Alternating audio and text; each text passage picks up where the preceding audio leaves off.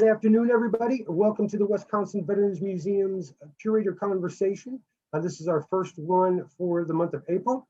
My name is Eric Wright. I'm the Education Specialist at the museum, and I just would like to thank everybody for showing up today. Today, we are going to be speaking with our oral historian, Mr. Luke Sprague, and he's going to be talking us through how to manipulate ohms. And he's going to go into far greater detail than I could possibly imagine or give out to you today. So I'm going to turn it over to Luke here in just a minute. But before we do that, I just want to say thank you to the Wisconsin Veterans Museum Foundation for their continued support in these free programs that we are able to put out into the public. Not only our curator conversations, but our movie nights, our trivia nights, our drink and draws. And if you want any more information on all the great programming that we're doing here at the museum, you can certainly visit our website. I will put that up in the chat in just a few minutes. And we encourage everybody to join a lot of our other programming that we have as well. All of our programming is free. And like I said, that's all in part to the support we get from the Wisconsin Veterans Museum Foundation and their executive director, Ms. Jennifer Carlson. So we are going to get started here. I'm going to turn it right over to Luke and let him get into the program. Luke, if you're ready, the floor is all yours. Okay, thank you. I'm going to go ahead and get started here. My name is Luke Sprague, and I'm the oral historian with the Wisconsin Veterans Museum. And today we're going to talk about how to index oral histories using the Oral History Metadata Synchronizer, which for short is known as Ohms.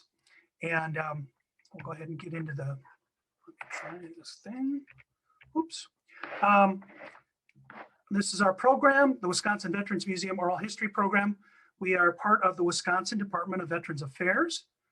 And our mission is to commemorate, acknowledge, and affirm the role of Wisconsin veterans in America's military past and present. And the way we make that happen is by telling every veteran is a story for us.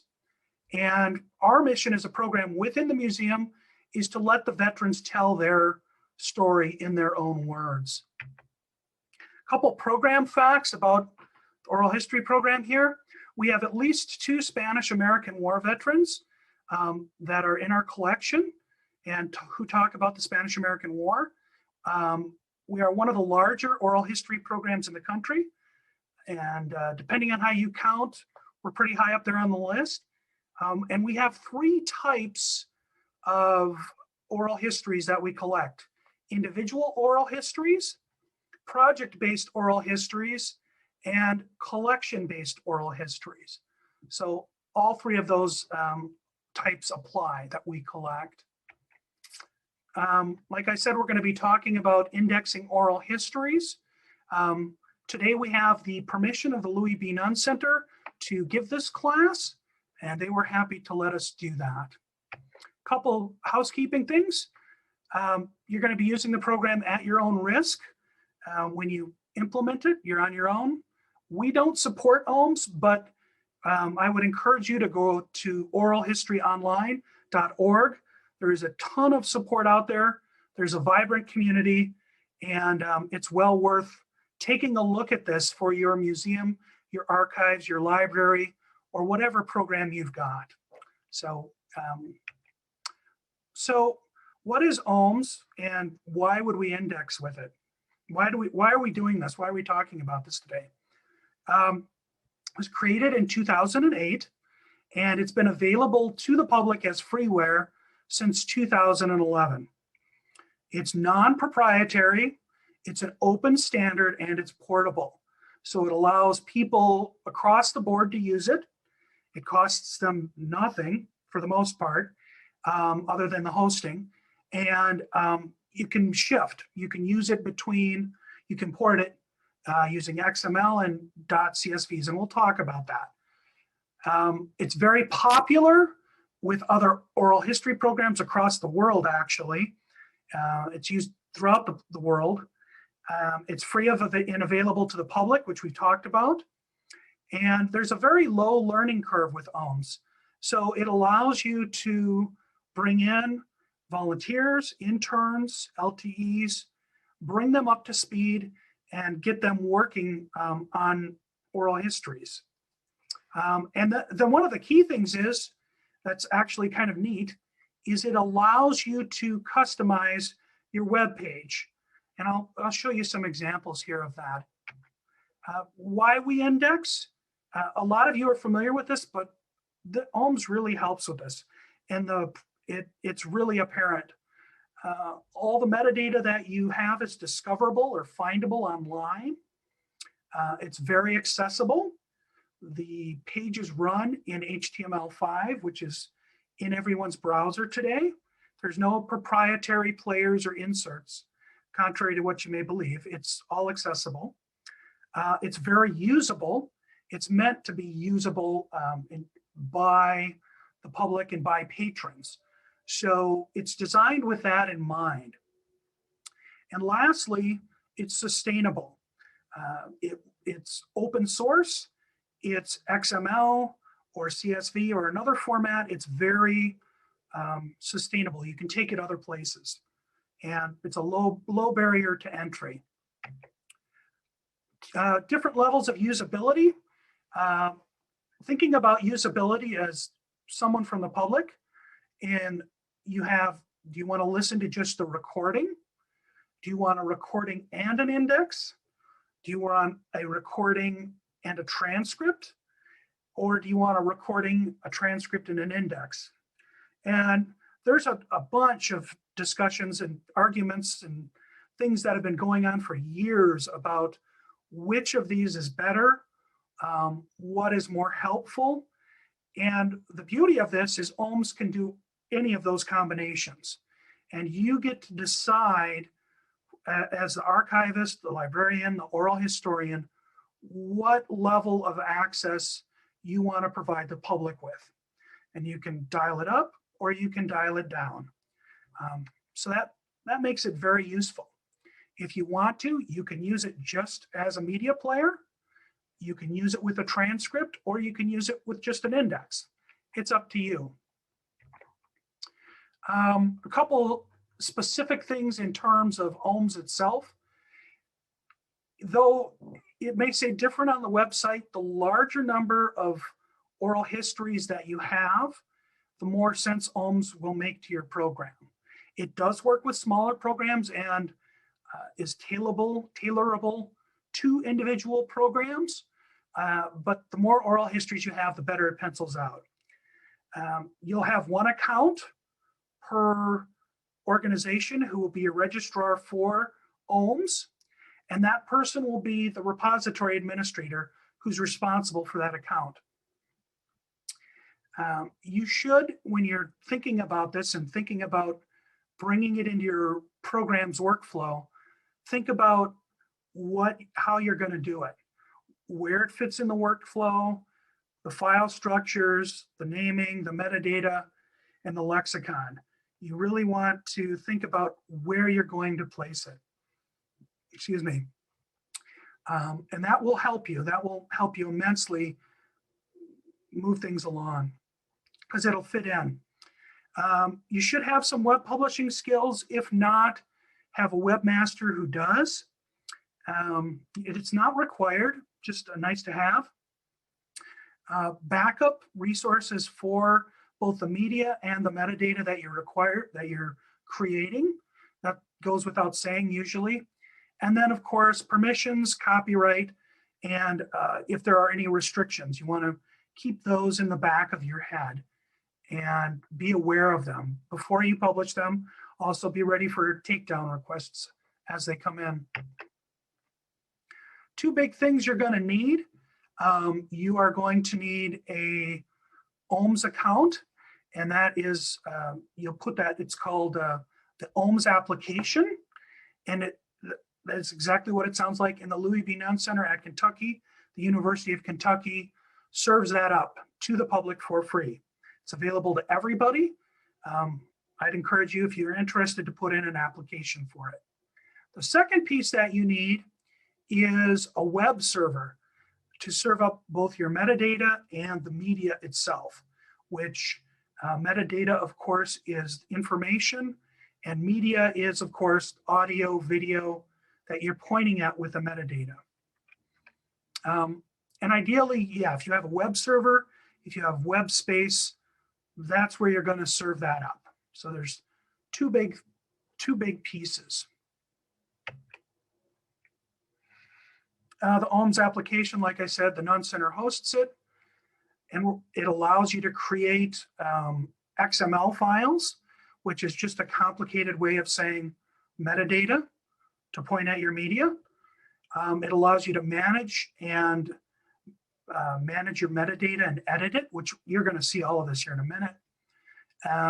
And then it allows you to link to those audio or video files. So below here, I've put where you request your Ohms account. It's a ohmsukentucky.edu request repository.php. And give them, when you put in your stuff, give them at least a week. They'll probably respond within that week. They're very good about response. The Ohms application, once you log into it, we will go look at this ourselves. This is the Ohms application itself at the Louis B. Nunn Center. You're gonna see more of this, so I'm just giving you an idea of what it looks like generally.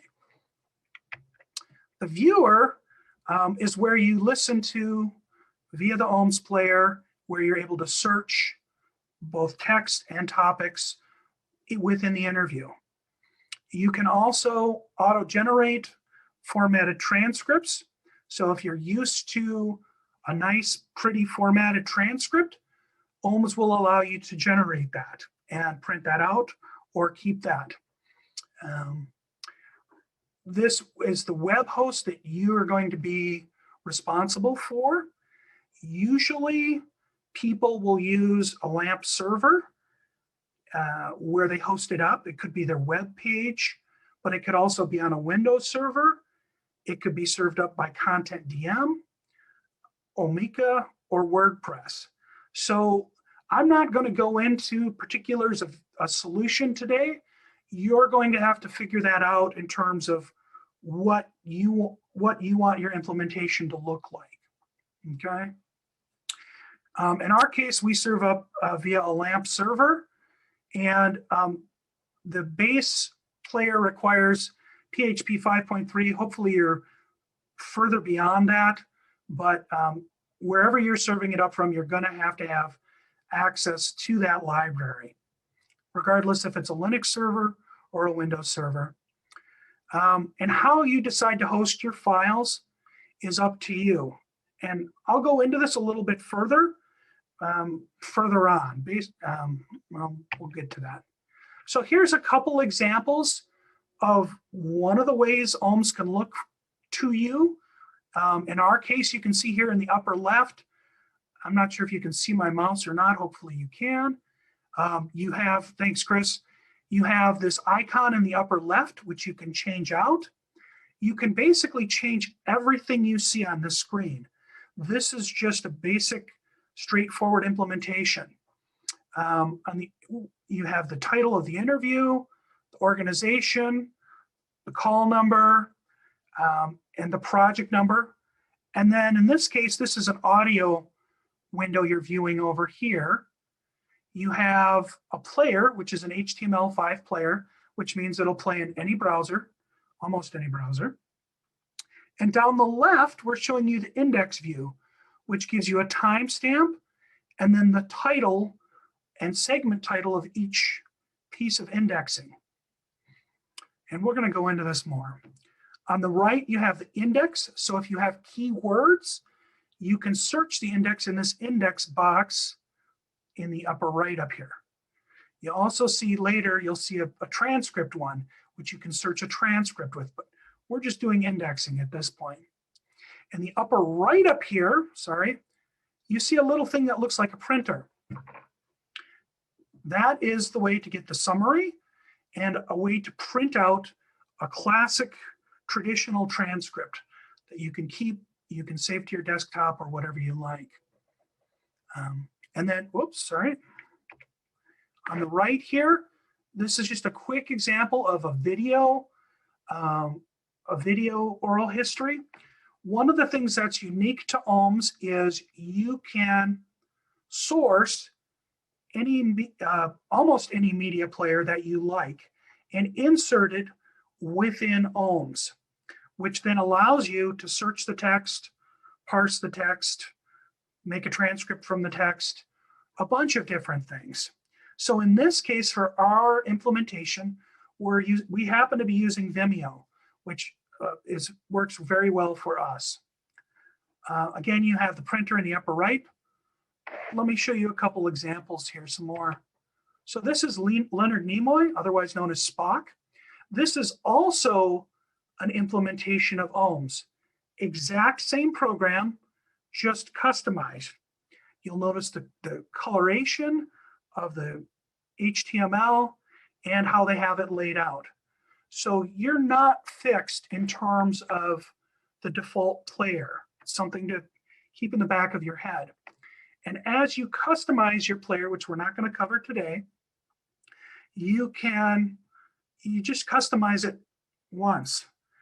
And then you can use that across the board and not have to worry about changing each piece of the collection. It's just your default player has changed. Here's another example. This is out of Brooklyn, New York. This one happens to have a white backdrop, definitely brighter, green, and then you see their index information down here. So you can have a lot of different iterations of what it looks like. And that's a thing people are always concerned about, of course. We talked about you'll want to get, before you get started, figure out where you're going to place the Ohms viewer on your web host. And you'll want to pull the Ohms, the most recent version, from GitHub, which I'm giving you the address here. And it's from the University of Kentucky's libraries. And very well kept up and healthy environment where you're continually getting updates, you're continually getting improvements. Very active environment in a positive way, for sure. Depending on your web host or server, if you are not as familiar with your web host or web server, you are going to want to talk to your webmaster and your network administrator if you have one. But I wouldn't let that discourage you because the implementation is fairly straightforward once you have that conversation. Typical file structure. I kind of wanted to give you this so you have this in the back of your head. Basically, you have two types of files. The access files, which are your audio and video type files. And then you have cache files, also known as metadata, also known as XML files. And the way this works, this looks more complex than it actually is this Ohms viewer then, as a viewer, points to those cache files. And then they, in turn, point to the access files. And you'd say, okay, well, why the heck do this? Or why would I do this? The pointers allow you to point anywhere. So you can then serve up your access files. Let's say it's video access in our case. You can serve it up from Vimeo, or you can serve it up from YouTube, or you can serve it up from the Amazon cloud. And then the cache files are just more information, are the metadata. So your structure and how you set this up will vary. This is a basic installation. When you're doing those colors, like when they have Leonard Nimoy and different environments, you'll customize the skin, the fonts, the images, the cascading style sheets, if I can talk correctly. These are all part of how that functions. And it's not hard to learn, not hard to figure out, not difficult. We talked about this, XML files. XML files are just text that are formatted with pieces of beginnings and ends in them. So I have a title and an end here. Many of you who work in archival work and libraries will be familiar with this already, probably. And then this XML file just points at that audio source. In this case, it's an audio file. And for us, the way that looks like down, down at the ground level is a PHP file pointing at the cache file, in this case, an XML, pointing at that MP3 or MP4 or whatever flavor you have. That's all it does. It's pretty straightforward. Couple things to be aware of. We've talked about this. The audio files, Ohms uses JPlayer5 and HTML5. It could play other types of things. We use MP3s. Of course, as you create those access files and you host them on your local web server, or you host them on the edge at Amazon or at Vimeo or whoever on YouTube, think about size considerations and how large they are and their latency to bring them in. Audio files are usually hosted locally because they are smaller in size and you don't want a ton of latency. But they can be hosted remotely or on the cloud edge. So what that means is you could put them on usually some type of CloudFront or Cloud Edge in Amazon Cloud or maybe Google Drive, one of their competitors. As long as you've got a good response time, you should be fine. Video files can also be hosted locally on that local web server. I would recommend against that. Generally, it's better to have some third-party provider bring those files up. One of the issues with having large video files on your local web host or your website is the latency issues, and not so much the latency, but pulling those giant files from that local web host can really may damage your the rest of your site being able to be used. So Ohms allows you to use Vimeo, YouTube, Aviary, Cultura, Avalon, SoundCloud, Bright Cove. So you can go with any multiplicity of different hosts for your video content. You can even do a static page on AWS that is out on the edge and pull it in that way. One of the bigger picture things down here at the bottom is you should think about, if you can, before you implement, how that video access fits into your workflow and the different types of codecs and the size of those files. So think about all three of those variables if you can, as before you do this, and then as you do this, because it will become apparent. So for instance, for a codec, you're going to want something that's accessible in the case of video, that can be pulled down easily. It's not huge for that access file. We're not talking preservation, stuff like that. So media files, you're going to create MP3s, MP4s, whatever flavor of media access you like. In our case, you're going to want to finalize, i.e. no more edits, and optimize in terms of size for what works for you for your access files, and place those in a backup drive where you can then pull them again if you need to. So in this image here, you have a bunch of our audio files where we have a call number and a little bit more descriptive metadata in the title, the file name. And these just happen to be audio files, okay? And they're parked out on a backup drive somewhere separately. They're identical to what is going to go out. And when I mean out, I mean published to the web, lifted, uploaded to your website, uploaded to your web host, whoever that is. So don't move ahead, of course, this is obvious. If you still have edits, albeit to the audio or video or transcript, you don't want to have to do it twice. So ideally, it's completely done and ready to go before you lift it up.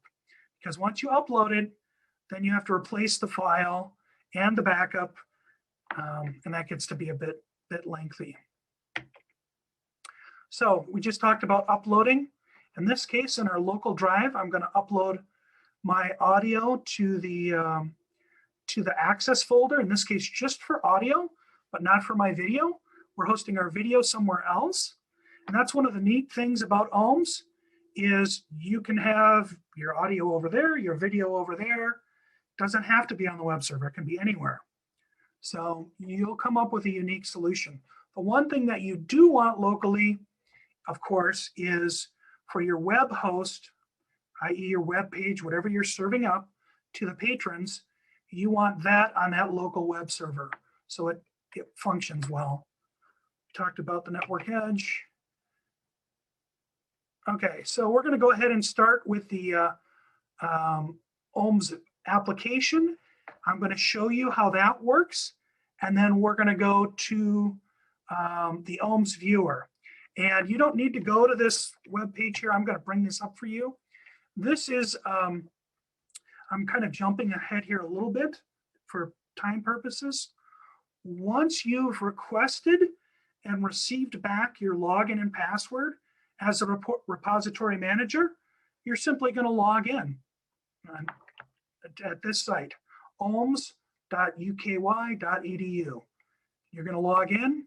Your login, this will come up like this, and then you're going to log in, and it will bring up your repository's iteration of the Ohms application. Okay, so we're going to drop down here, and let's see here. Let's see here. Sorry. I'm hopeful that you can all see that. It looks like you can. This is the Ohms application, and you're logged in right now as us. So I'm going to go over this with you. So in the upper left, you have what's called the Interview Manager. That's this tab, and you'll see that the tab is highlighted in blue while you're using it. The Interview Manager allows you to parse and look at the interviews as a whole. So let me scroll down here, and I'm going to try to make this a little bigger so you can hopefully see it. Sorry. So you can see, for instance, we have a title, which is your interview titling, whatever system you have, and a session number, a collection ID if you have one, a series ID. We're going to go through all this stuff. Don't worry about it. And the metadata that we talked about and we're going to go into. If there's an index, a transcript, if it's been synced, if there are notes, the status. Let me minimize this here. Trying to move this out of the way.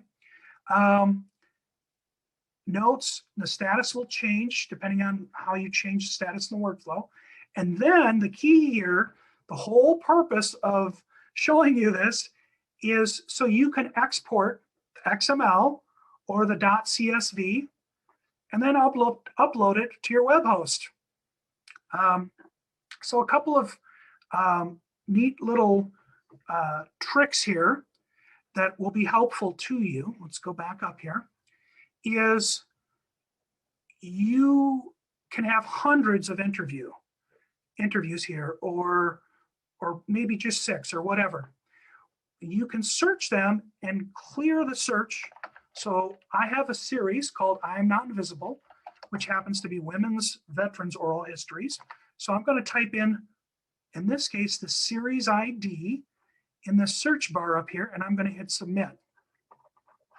Okay, now what that gives me is, in this case, for this project, all those women's histories with their information, and it limits it to just that. So I can just work on this specific project, which can be very helpful. Let's say, for instance, I want to work on a specific individual's oral history. The other thing you should understand, sorry, before you go on, is this is persistent. So if I click in here, let's say I want to look at Anna Mae Robinson. Whoops, sorry. Let's see if I can back out of here. Let's go here. Anna Mae Robertson. Here she is. So if I want to just work with Anna Mae, one of the things I can do is I can just search on her last name, and that'll clean it up a lot. It'll get me there a lot quicker. And unless I have someone else also named Robertson, I'll have just her oral history. What I meant by persistent is I can click in the metadata here, the metadata tab. We're going to look at this here in a minute. This is her metadata. And when I go back, I just hit return interviews. Always hit return to interviews, not the back button. That's one that bites people early on. So it stays here. So that helps you as a librarian, as an archivist, be able to do that.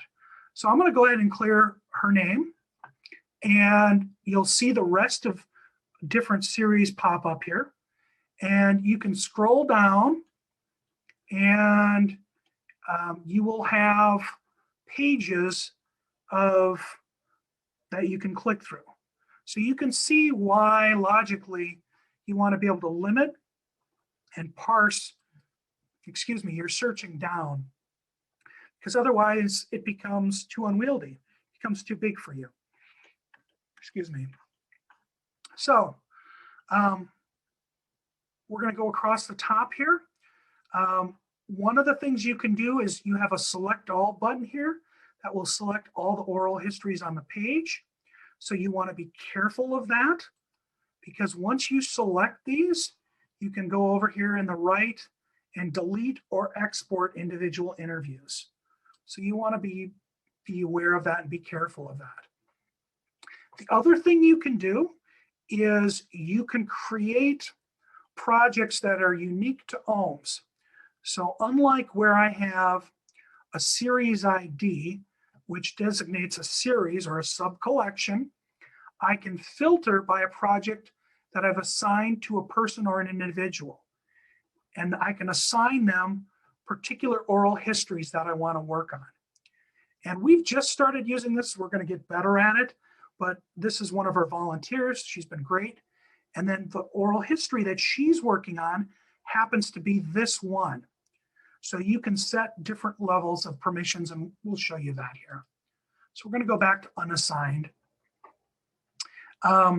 So going across the top here, we showed you a little bit about projects. We're going to skip over these big categories to a degree, because we really want to get you just started in here and understanding what's going on. So when you start out, you're going to go to Repository Manager. And within Repository Manager, you're going to have a couple things. And one of these is actually really important. The repository name that you submitted to the Louis B. Nunn Center has to be identical, and it should come up as whatever your name is here, okay? The other thing you're going to want at some point, you don't have to have it right away, is know where you're going to put the Ohms viewer. And in this case, let me show you this here. All this does is it points to that metadata, to that XML file. So you'll see the pointer, cache file, and the reader itself, the render file, the PHP, and then the subdirectory where we've placed it on the .com domain. But this could be anywhere. But you're going to want to serve the viewer up from wherever you want that content to come from. That could be a lot of different places. So going back to the user, so talking about this, make sure when you submit your repository name, it's exactly correct down to the space. And if you're having issues with Ohms and getting it to work, come over here to the repository manager, make sure the name is the same, because that'll do it. Okay, next tab over, users. Okay, we have a bunch of different users here, and they have different levels of access. So when you do this, and let's say you have people that are volunteers and work in the back,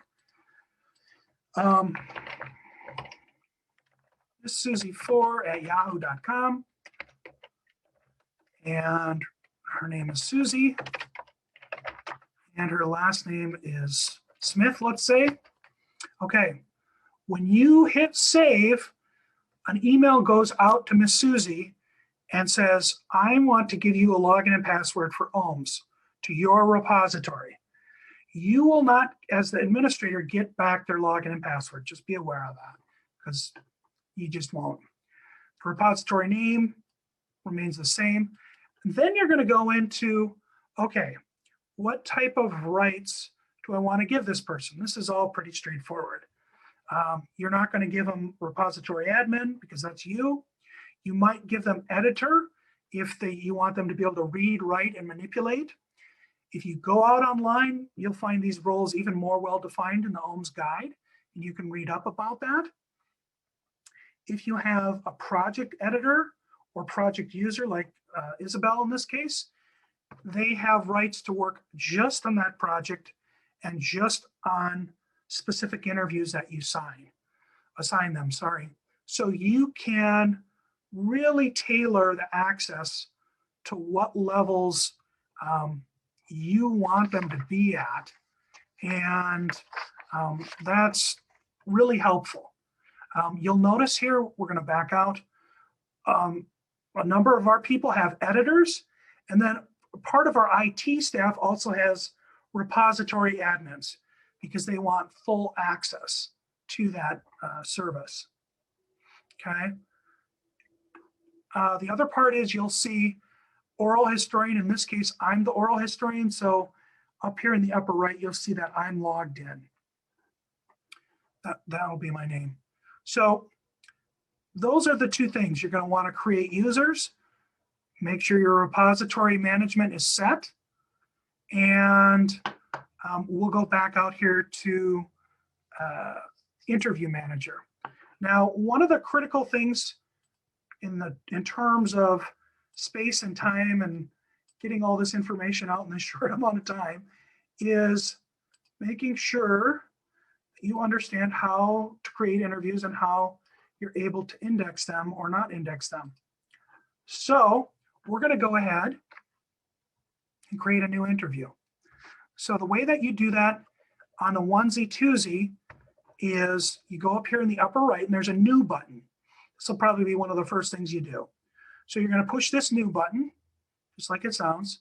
Okay, one of the things it does is it auto-populates your repository name, okay, which is helpful.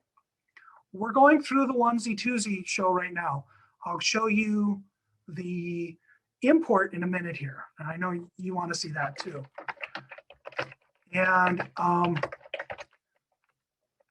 typing in here, Joe Smith.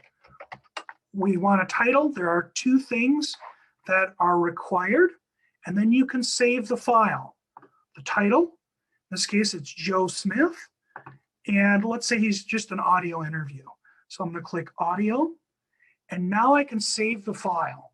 So I can come back in here. So I'm going to hit save. I'm going to hit return to interviews, not the back button. Takes me back out front. And here you see populate. Oral history interview with Joe Smith. You don't see anything else. And you can now come back into this.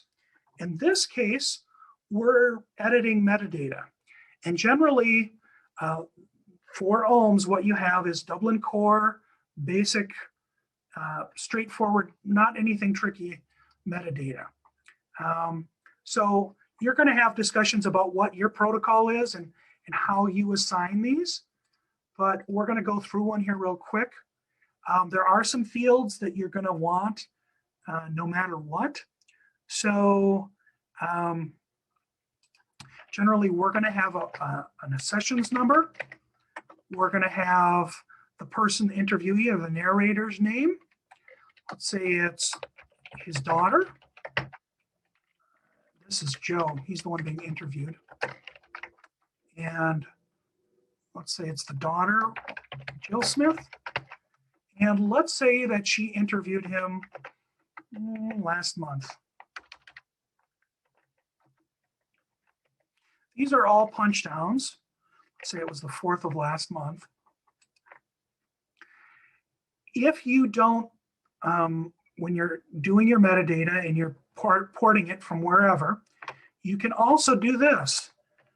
You can also bring it in as the non-preferred format, as they phrase it.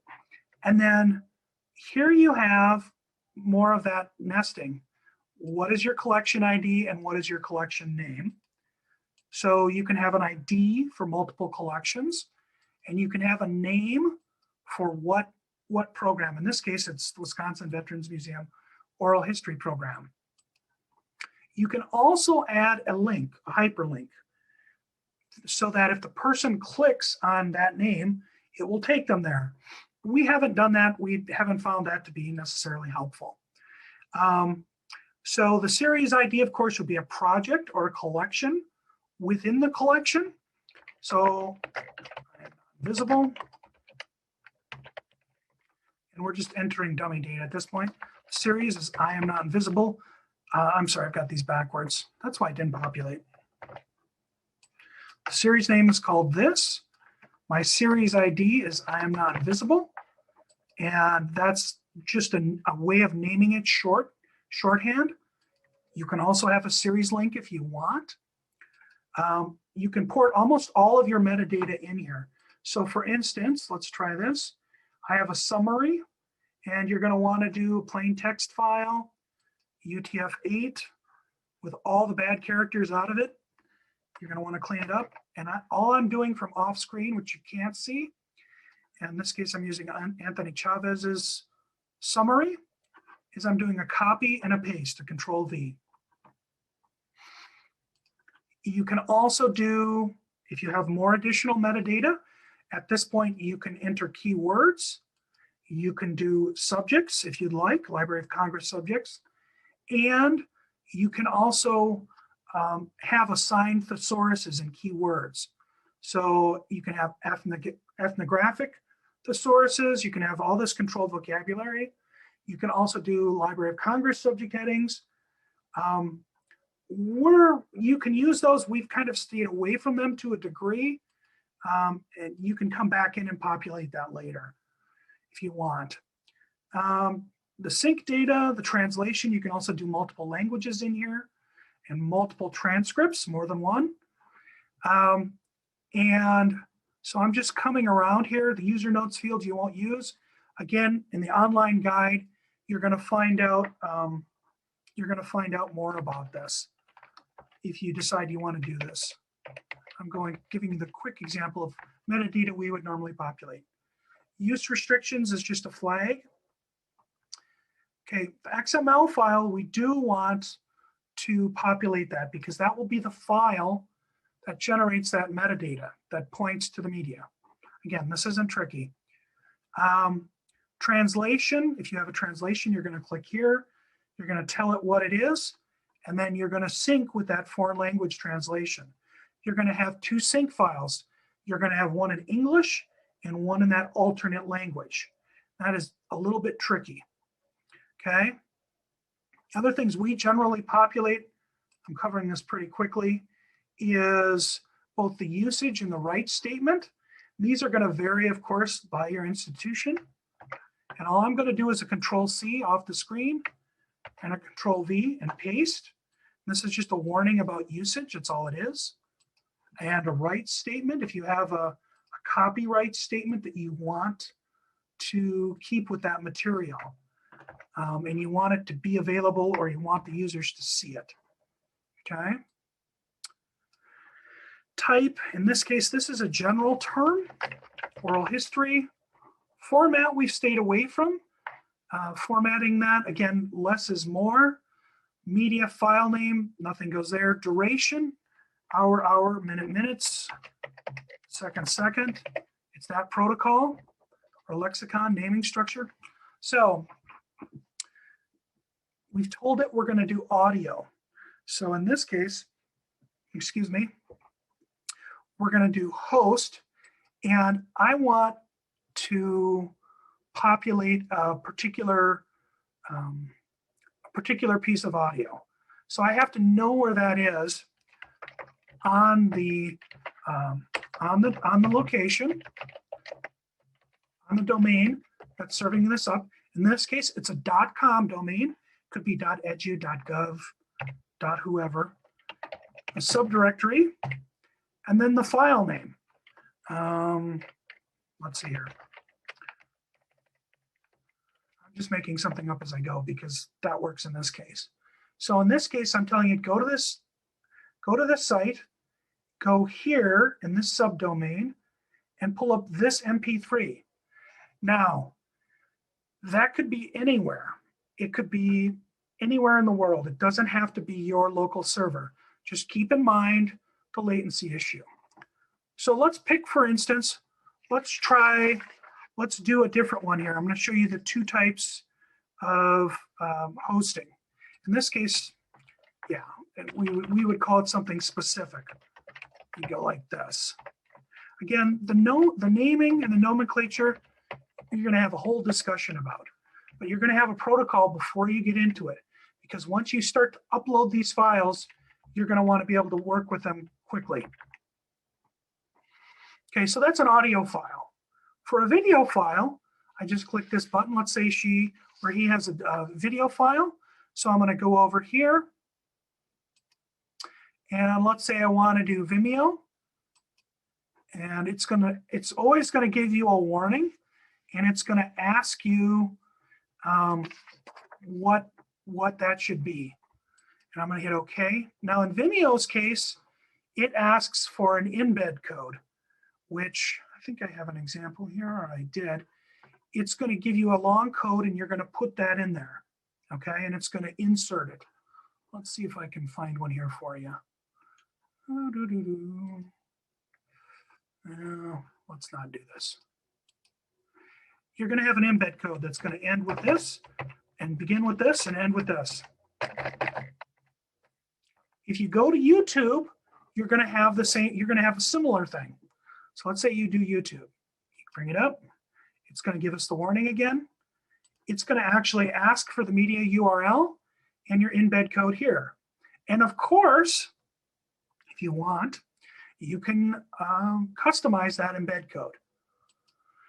And other services like SoundCloud, you could do that, I guess, from here, are going to have different values based upon what you're using. So the embed code goes in here. In this case, we don't have an embed code because we were doing audio. And it's gone, but there would be a URL here, which I just showed you. And I'm going to go ahead and hit save. One quick thing before I hit save is there is a button to the left here, which allows you to denote where it is in the workflow. We don't use that. Maybe you will find it useful. We don't use that at this point. So I'm going to hit save. Always hit save, and it'll give you this green confirmation, light green. Then you know you have that onesie twosie metadata in there. Okay. The other way to do this is you go to import. This is the quicker way. If you have a batch file, or if you have large numbers that you want to do, you just click on import, and you can choose an XML file, a .csv file, and you can then map that to that location. So this is going to go out, and I'm going to have a .csv in my case. I'm going to pull it in, and it will then auto-populate these records. You might want to manipulate that XML or the CSV, and it'll pull it in. So they also they provide a template which shows you in a .csv how to do it. I will show you a couple examples here. Let's see, where were we? Friday.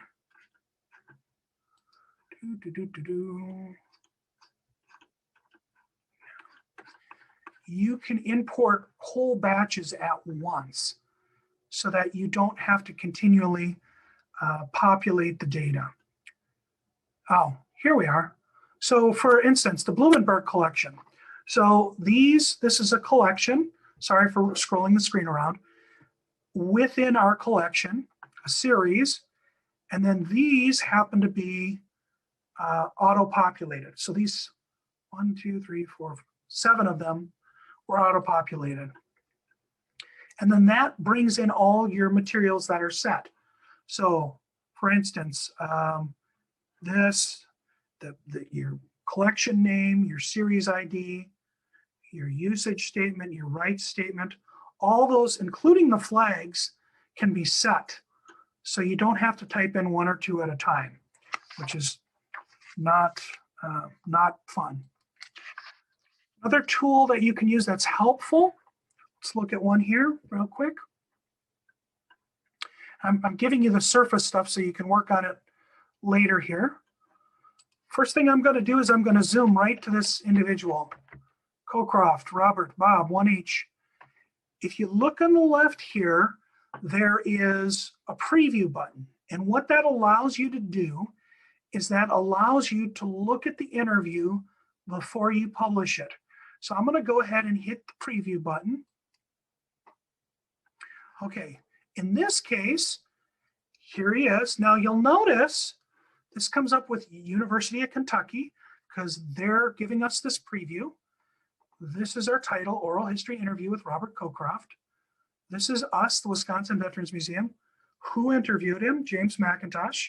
Our call number, and then the program itself. He's not in a separate project in this case. So I can then see from here, I can see, oh, it's a video oral history, and I can start looking at doing indexing and what indexing, and we're going to come back to this, but I can test it basically. We'll fire him up here. In this case, his audio is not so good, which I'm aware of, and you can go ahead and test this. It's like a live test. So we're going to go into this, but that's what you use the preview button for. So we'll back out here. We'll clear this. We'll do an audio preview. Let's do World War II. Let's go Donald Fisher. Bring him up. He has just the audio player here. And then I can look at this and preview this before I publish or even drop the XML file. I can look at it and go, oh, there's an issue with, here, let's zoom out a little bit, with the rights statement or whatever. Again, remember, this is going to be local. So really, you're just looking to preview it and check it out. When you're doing the preview, and I kind of just about missed this, is remember when you're doing the preview, these are for the University of Kentucky. They're not, so if you click on these, oh, actually it did populate. So just be aware, it's going to be, there are some things that are going to be a little bit different, especially the icon. So we're going to go through a quick way to index here.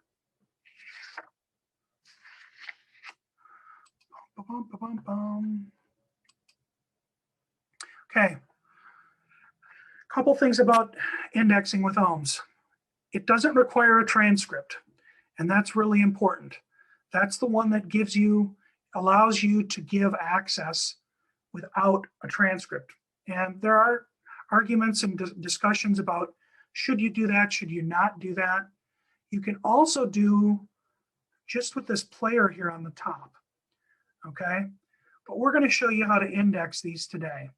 So you can add transcripts in the future. Doing indexing does not preclude adding transcripts in the future. The other advantage when you do indexing in Ohms is you create keywords. So let's look at this example. In this case, Roger Rickard, Vietnam War era veteran. Each of these is called an interview segment. And the way to think about this is like indexing a chapter or an old chapter in a book. I have an introduction, and then there are keywords. In this case, we're doing keywords within that. So I can assign, just like old school indexing, a proper noun or a topic in that keyword. So in our case, for instance, let's say Milwaukee is a keyword. I can come over here because we're in Wisconsin in this case, and I can type in Milwaukee and I can hit go. And it will show me the 4, in this case, 5 locations that Milwaukee comes up. So if I were a user and I wanted to search this, I would click on one of these and it would jump to that location. And you'll notice coming home from first tour. In this case, he was serving in Vietnam, came home, and he talks about Milwaukee in there. So if I wanted to learn more about that, I just hit play. And what was that about? What was that like? By the time I came back, and hopefully you can hear that. By the time I came back, I was. Okay, and he's going to talk about returning to Milwaukee, Wisconsin. And he's going to talk about people's perceptions of him. And there's about 5 minutes there. So this is a little bit different than using a transcript.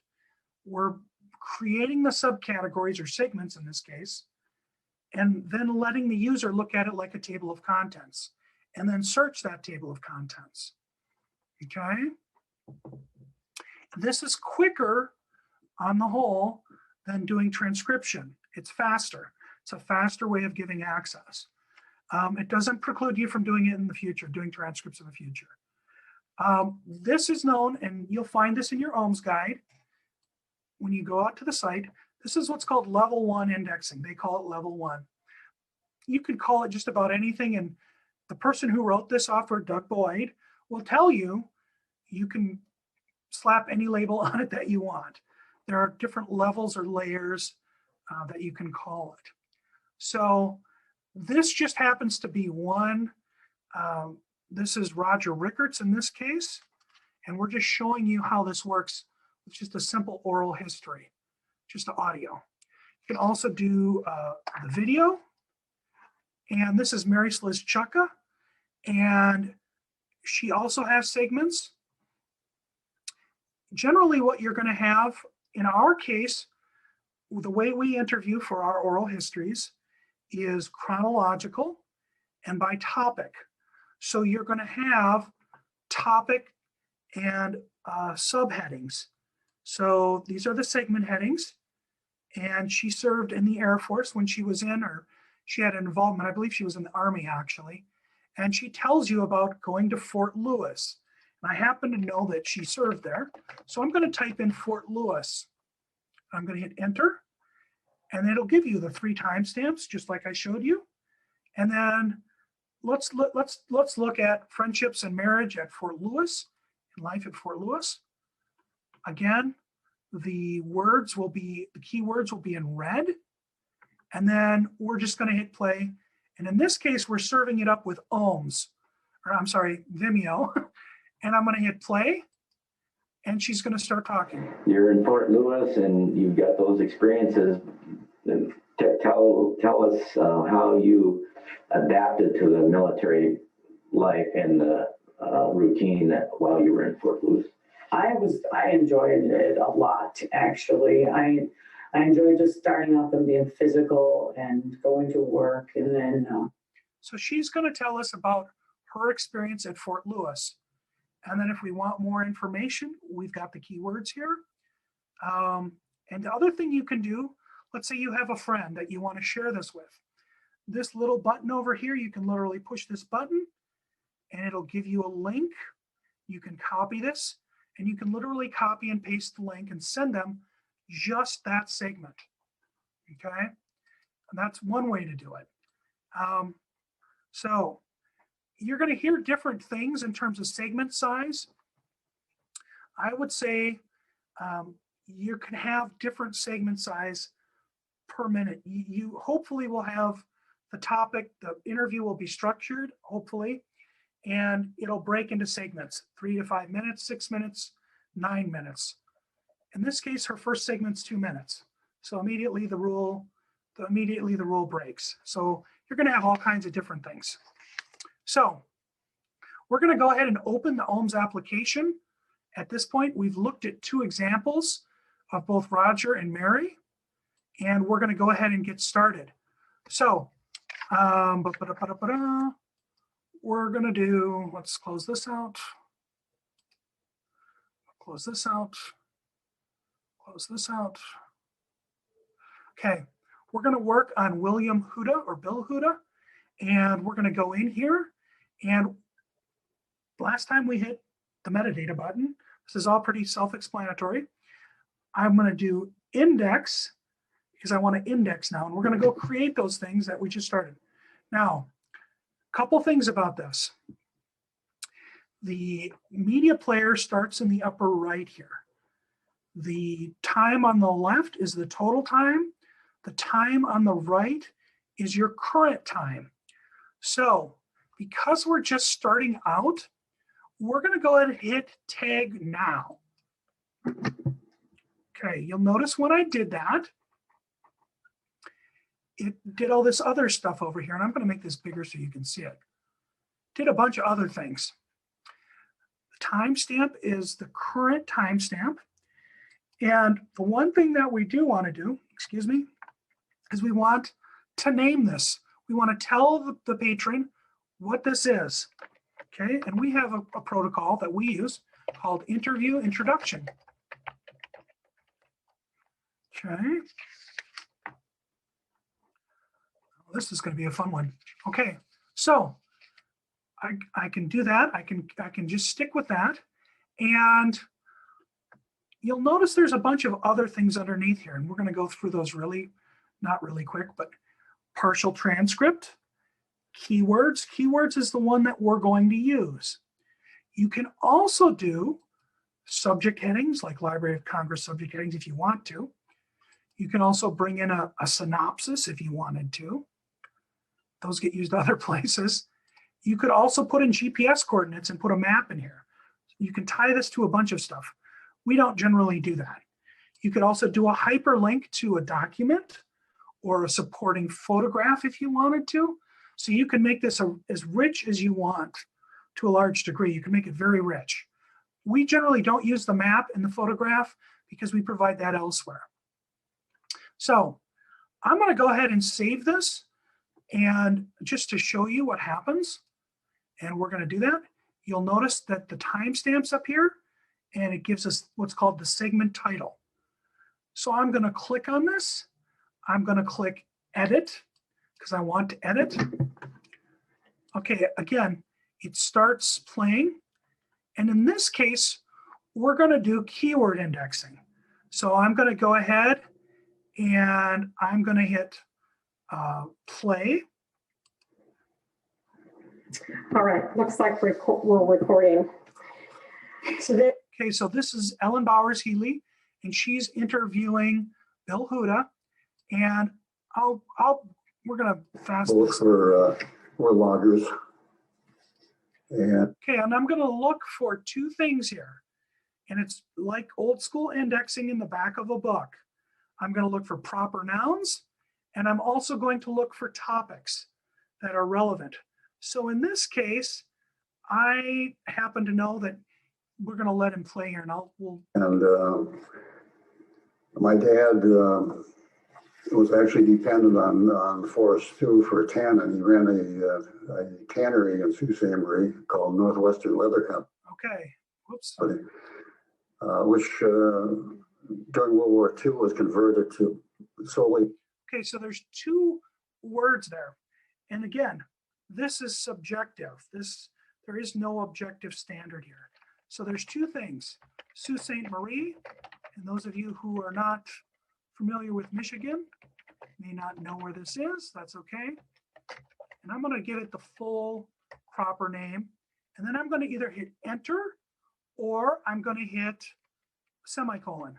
Either one will allow it. I can also populate it with another version of the same name.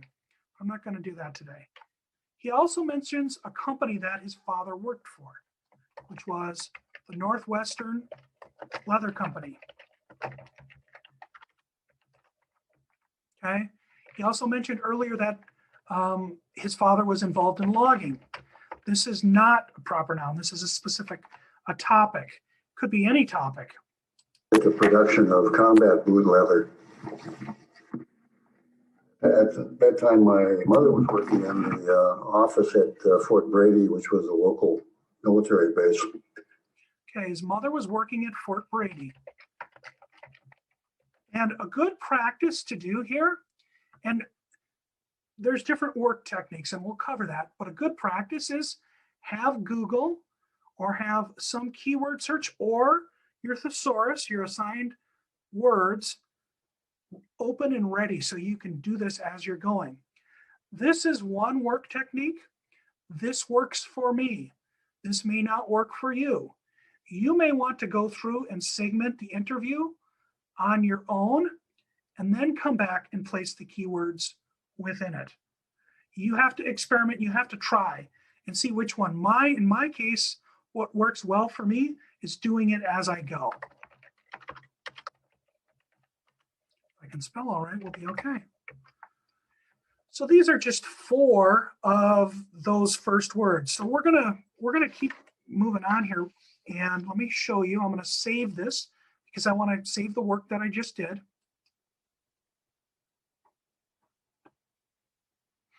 And if you open this up, you'll see that those keywords are there, okay? Now, I happen to know that my next segment is at about 9 minutes and 27 seconds. So he goes quite a ways in that first segment. But one of the things I can do is I can take my mouse, my pointer in this case, and jump out to 9 minutes and 27 seconds, or get close. There's 9 minutes 23. I can hit tag now. Now, you'll notice what happened there. When I hit 9 minutes and 23 seconds, it jumps you back 7 seconds. And that gives you a little bit of a lead time. So in this case, we want whatever his next topic would be, okay? And I think in his case, if I remember correctly, we want to go ahead and title it Entering the Military. He has quite a story about entering the military. He's going to tell you. What you want to do is you want to put it right in front of that next segment. So you're just breaking this into paragraphs. It's literally what you're doing. Protocol. So I got frustrated, and I was wondering what to do. Okay, so you again want to put it in front of it. I know that 9 minutes and 27 seconds is a good break. And then it allows him to start that next segment. So you'll notice this is 9:18, and this is 9:27. I want that 9:27 to come over here to the timestamp. So I do that by hitting update time. You'll notice that just jumped. Okay, so now my time is where it needs to be. Anytime you hit the update time button, you have to be careful. It will update the time and it will overwrite what you put there before. So just be aware of that. And let's listen to a little bit about what he says here. It just happened that a friend of mine who had graduated, I think two classes ahead of me, had gone into the Army and was back in town for on leave. And we got talking about that, and he said, well, have you ever thought about the Army? Okay, so there's one general topic, the Army. And I said, no. And he said, well, you should do that because I can direct you to this unit. It's special. Can't tell you what it does. It's classified. And but it's good duty. So I took him at his word and went down and signed up and got a commitment orders to report for basic training. So he's enlisting in this case. Enlisting, enlistment, you can have both of them here. Okay. And then he's going to tell us where he served or where he went. Fort Leonard Wood. Fort Leonard Wood, Missouri. Okay. I think they're one word. I could be wrong on that. We'll fix that. Okay, but you get the idea. So I'm going to go ahead and hit save. And then here is that segment. It's really straightforward, in my opinion. Yeah, it's like riding a bike. Again, some people find going through, listening to the interview, creating segments and timestamps. First works for them. For me, I like doing it while I go through it. You're going to have to figure out what works well for you. Okay, so that's William Huda. We're going to go ahead and we've done that. We're going to return to interviews. Okay, and you're like, where did he go? Well, we're going to pull him up right now. Here he is. And then when I want to publish to the website, we're going to show you this a little bit later. I'm going to hit XML and I'm going to pull that XML. It's going to come to me. Here comes the XML. I hope you guys can see this. Lower left, there's an XML file down here in the lower left corner. And that is William Huda's XML that we just created, along with his metadata. So if you open this up, you'll see all that in there.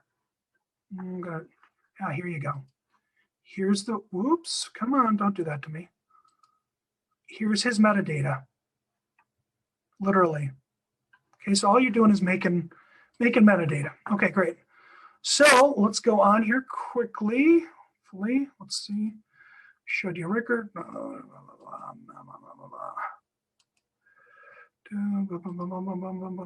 Here we go. Okay, so let's do another one here real quick. Let's look at it. So you can do video just like you can do audio. Same thing. Go over here, click on index. Okay, now, great example. Let's say you have a third-party solution like Vimeo or whatever. They're going to ask you to put in that information. And in this case, because the librarian or archivist is working on it and it's not publicly facing yet, it's secured by a password. When we publish that material, we will then remove that password and it'll be publicly available. Okay, it's under construction. That would be the way to think about it. So here's Charles and Brulia. We're going to listen. We're going to go ahead because I want to get things done. I'm going to start out by just tagging now, and I'm going to type in his first segment title, which is in our case always going to start with the first two words. The timestamp is always going to be 00, just like I showed you last time. I'm going to come back up here. I'm going to edit, and I'm going to let Charles talk to us a little bit, hopefully. Maybe not. Go to return interviews again. So one of the things that you have to be aware of is this is a shared server with everybody on the planet using it, Ohms server. And they're nice enough, the University of Kentucky, is to let the public use it. So you will have little hiccups. Usually you just have to back out or go back in and you'll be fine. It's not anything terrible, but be aware of that. So we're going to go back into index. Oops, sorry, wrong veteran. Sometimes it can be confusing with having large numbers of people in there. Okay, in this case, we're going to keep going. We want to add his tags. So we've got his video up here, which is going to play. No matter what, you can actually just play it by itself. But we're going to listen for keywords.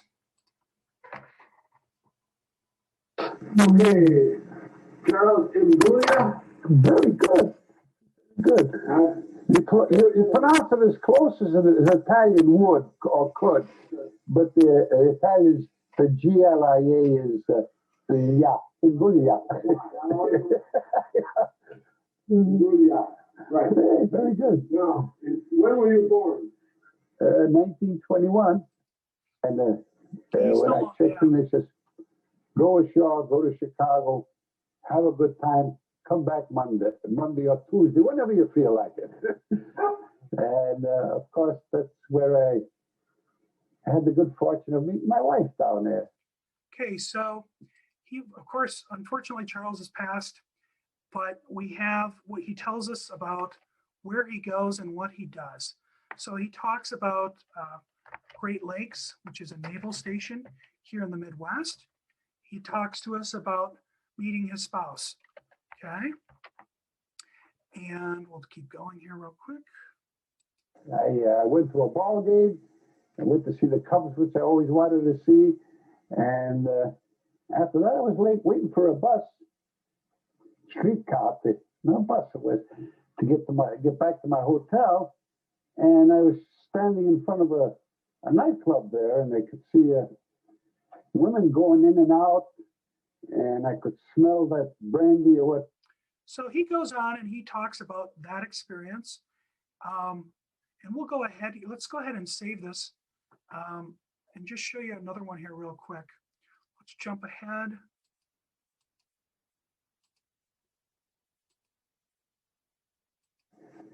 Women going in and out.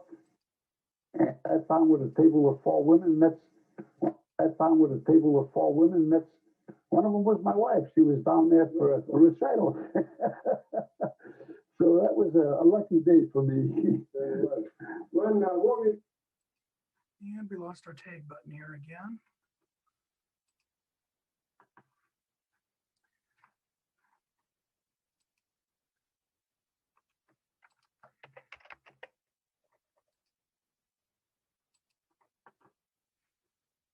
So one of the things it will do is give you a warning if your timestamp is identical. The other thing that's important that you learn as the transcriptionist is these forward and backward buttons jump 15 seconds. So in our case, I happen to know that I was told that he starts talking about his experience, and he talks about his experience at Pearl Harbor. So I know what I want to title this,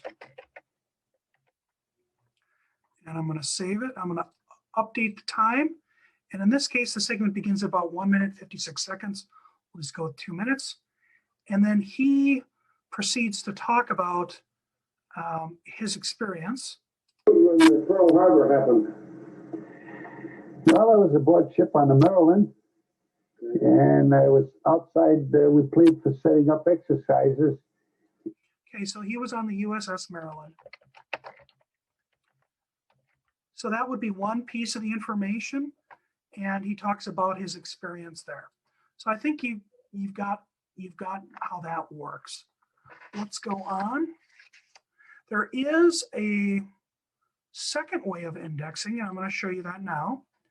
The second way of indexing we don't use and I don't find is as helpful, but you should be aware that it's out there, that you can use it. So here's an example of Rosemary Dunn. And here is her interview. And the way, the other method that works is you can make a title of a segment, and then you grab, in this case, you need a transcript. So you grab part of the transcript, and then you write a synopsis and you summarize that segment. So it's quite a bit more involved. Usually this is called a level 2, or it's slightly more improved than that. So you have those 3 parts: segment title, a part of the transcript which gives you a lead-in idea of what it is, and the synopsis.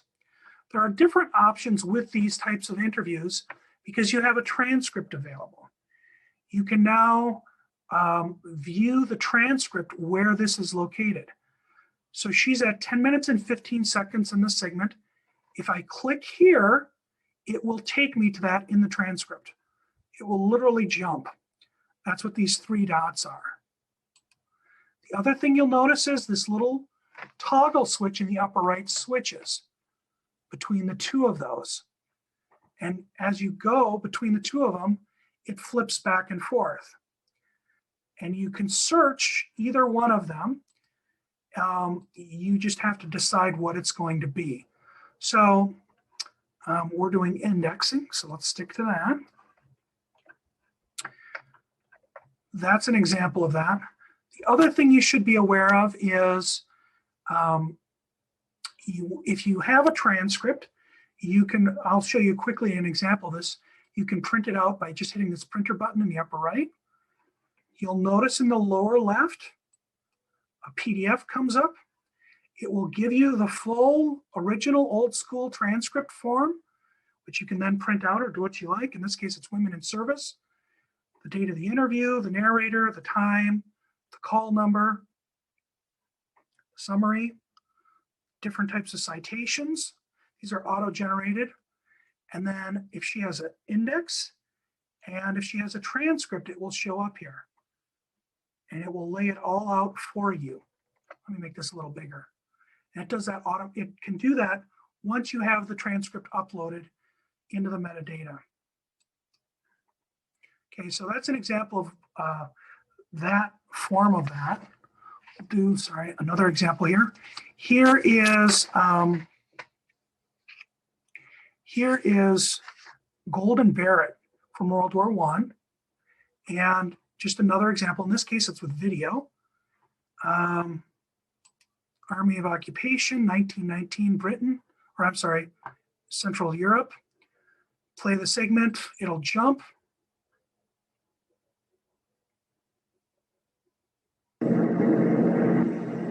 After the war armistice was signed, you moved into, Yeah, that's a little rough. The audio is bad on that one. And where did you live then? So you'll see it starts with that piece of text and a segment synopsis.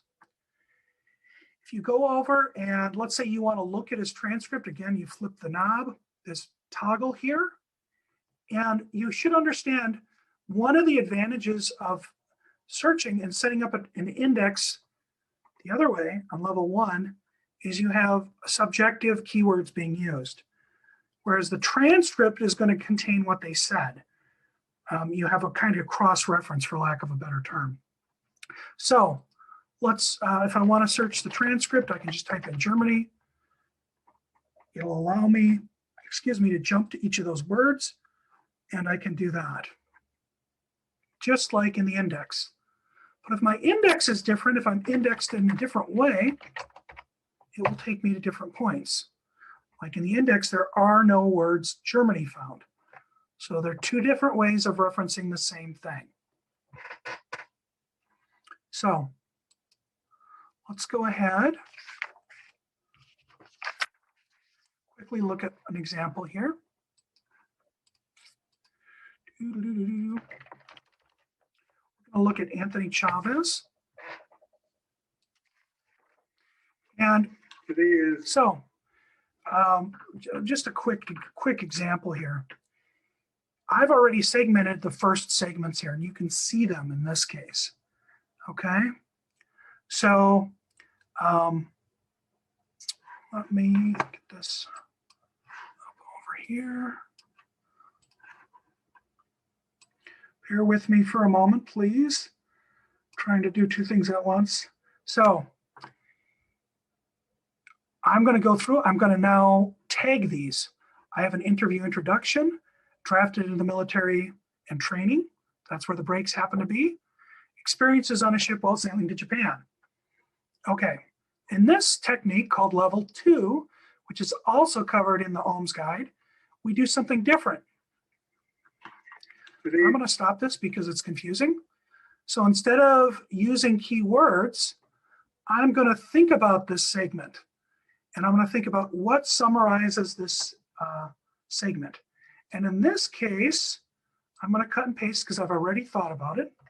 And I want to save us a little time. This segment, where we start out, talks about Chavez growing up and going to schools in Milwaukee, Wisconsin. Okay? So I'm summarizing what he talks about. And in this case, George Banda is interviewing him. And I'm going to start with what his text is literally from the transcript. So this field called partial transcript, again, cut and paste, Control C, Control V. If I hit play, you're going to hear George Banda saying this. Today is Thursday, October 27th, 2016. This is an interview with George F. Banda, interviewing Anthony J. Chavez, who served with the United States Army, 24th Division Hawaiian, and also 3 months in the Red Arrow Division The military occupation was infantry, artillery, heavy weapons, and signal corps. Okay, so I'm just going to grab the first sentence. I'm not going to give them the whole paragraph back. I'm going to go ahead and hit save. And what you'll see is it then populates that phrase that he said, that sentence he said, and then a synopsis.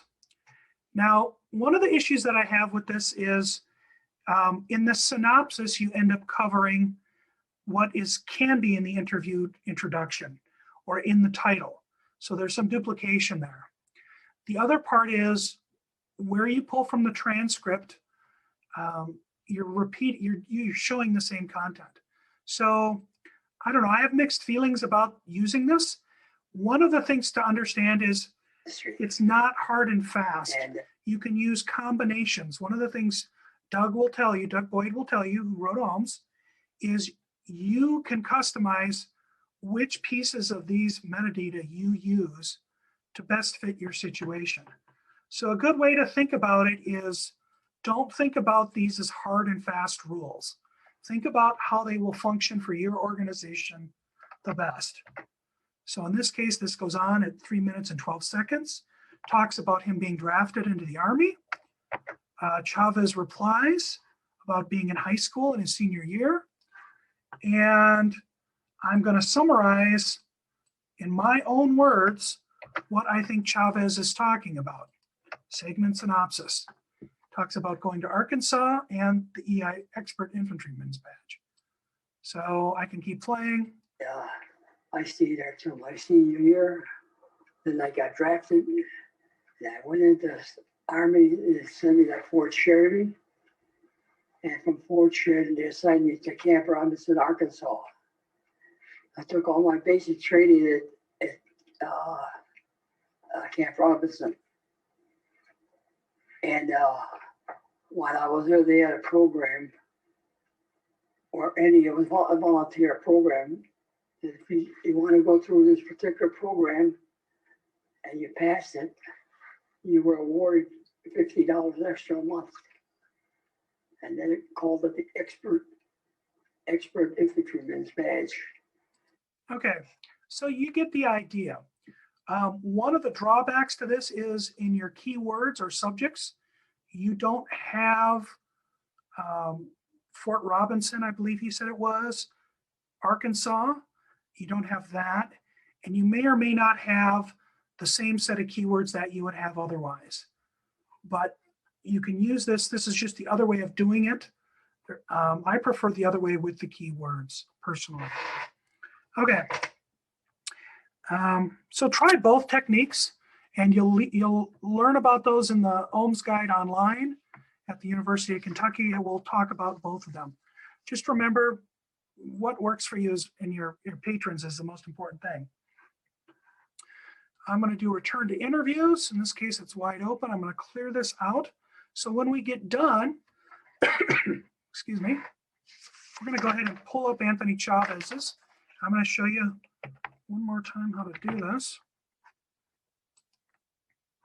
Okay, so I'm done with Anthony Chavez. I went through his indexing. I decided I wanted to go with the partial transcript or the way we did it with the keywords. And I'm going to download the XML file in my case, because XML works for us. So I'm going to pull XML. You'll see down here in the lower left, I'm circling it with my pointer, the XML file. Okay, so a good thing to do is take that and make a backup copy if you're happy with that and you're done.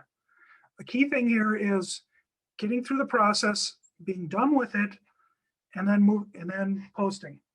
Doesn't mean that you won't make changes later. It means that you'll have as few as you can. Excuse me while I get a drink. Okay, so I am going to pull this back over. So you are going to download the metadata. You're going to make a copy of it. So you have a backup of that XML. So you don't have to do it twice. And then, if we remember what we talked about before, I'm going to take that cache file and I'm going to upload it wherever that is in my hosting structure. And each of yours is going to be different. They're going to be different, based upon the individual and what your setup is for that web host. Okay, here's a stack of cache files on a Windows machine. It just looks like a bunch of files. In this case, our protocol was by call number. So you have all these and you have them set aside. Remember, anytime you make a change within the Ohms application where we just were, that doesn't translate to a change on the internet. You have to upload that XML file. Those cache files, also known as XML or metadata files, in our case, sit on our server, and then they point, in this case, here's the cache files, they look like this. You have to upload them to the web server. That portion of that web server has to be publicly facing. The public has to be able to get to those XML files. They have to be able to pull them up, okay?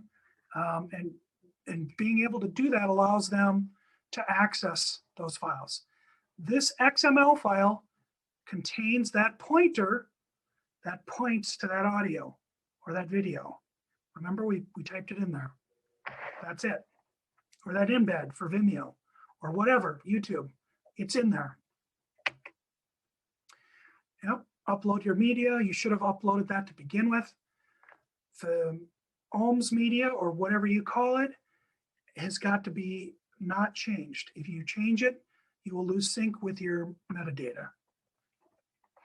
Again, as I said earlier, the actual audio or video files, they can be parked just about anywhere as long as it's quick enough to serve up that media file.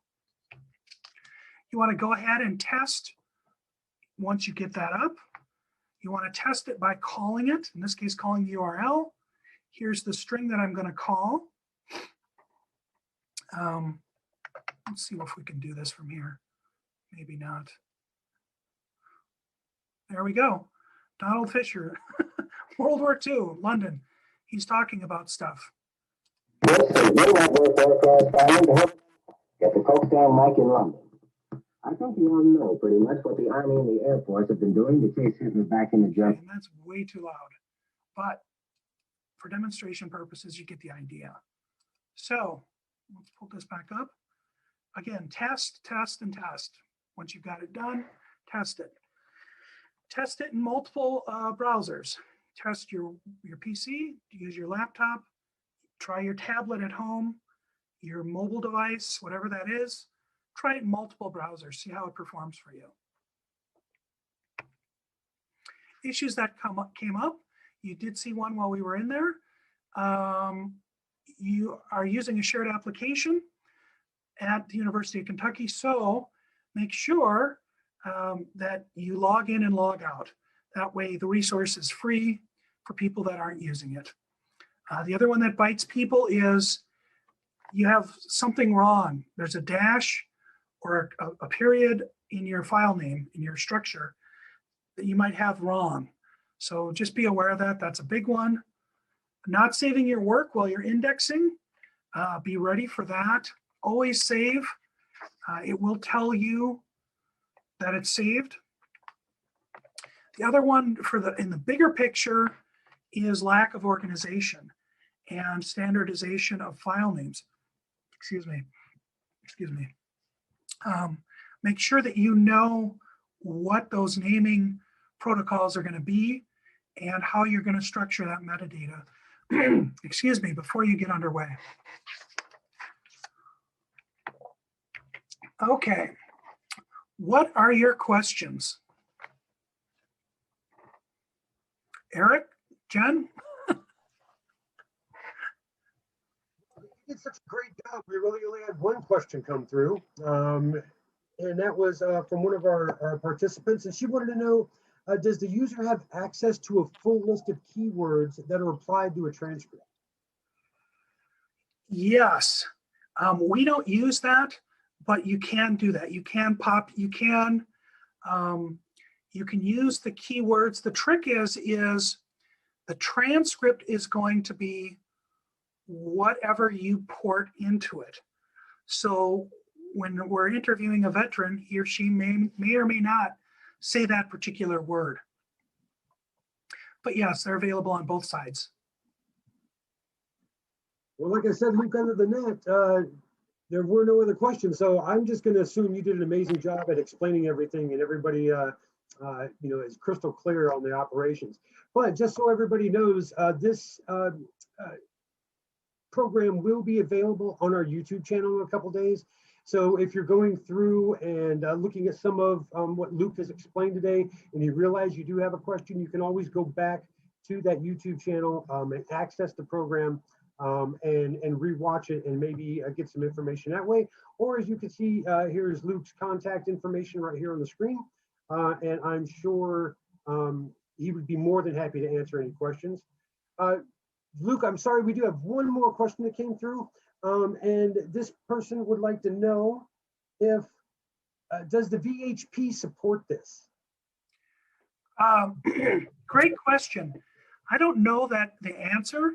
I know that the University of Kentucky and the Louis B. Nunn Center at the University of Kentucky has published this and written it and posted it. This, in terms of the Veterans History Project, this is just one way of accessing it. So I don't know if they do or don't support it. Great question. And like I said, Luke, I think that's all the questions we have for you. I'd like to thank you, Luke, for taking your time today and going through all this information. Of course, I'd like to thank everybody else who came out for the program today as well. I hope you found it very informational and very informative. And please go to our website, wizvetsmuseum.com, and please look at our upcoming programs for the month of April and May and June. And we hope to see you at some of other events that we have coming up in the next few weeks.